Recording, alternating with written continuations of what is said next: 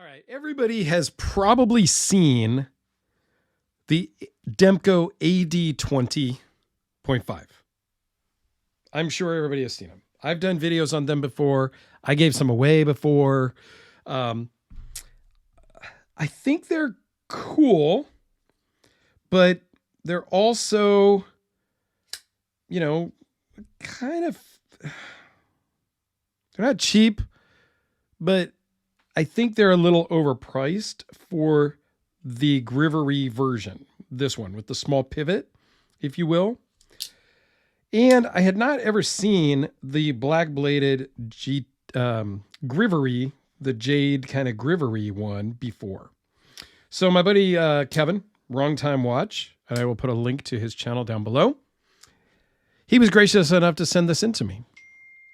Now, I do think, I'm not going to go through all the specs. I'll put a link to my Demko playlist. You can go look and get all the details. But it is OS 10A. These are made in Taiwan.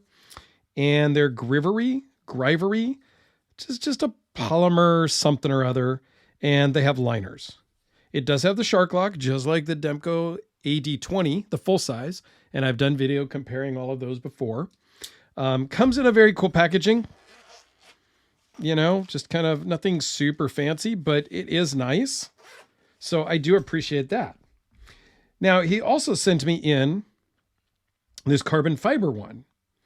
And I really wanted to see the carbon fiber. I've owned, did I own them? I don't remember now.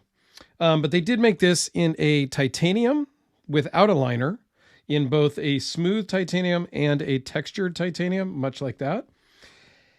And I liked the titanium version, but I always wanted to see the carbon fiber because, well, I have a carbon fiber problem. Okay. I admit it. And that's the first step. And here's another. So I get it. So I really wanted to see this one. Now, this is one that he actually changed the blade on.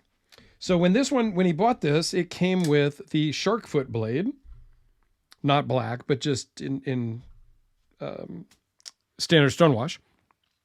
But he took the drop point blade off of a titanium version and put the shark foot blade on the titanium one and put the drop point on the carbon fiber one. Okay. I get his point. He's opening boxes and doing a lot of utilitarian type of things. This blade shape, the shark foot, is more suited for that.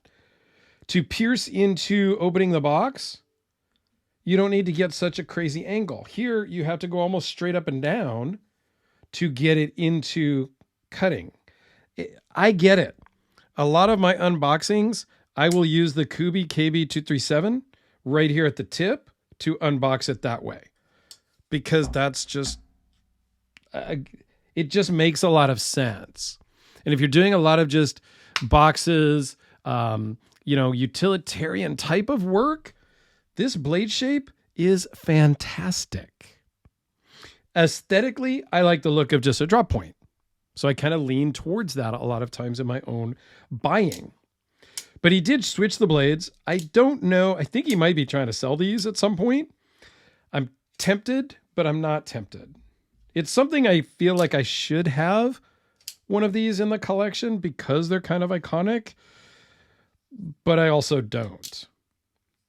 Now, one thing they did on the blacked out one that I think was a miss. They did the black blade, black hardware, black clip, steel liners, and they left this just the shark lock just raw. They didn't coat that. They didn't black that out. That would have just put it over the top for me. And then I might have wanted one. I don't know.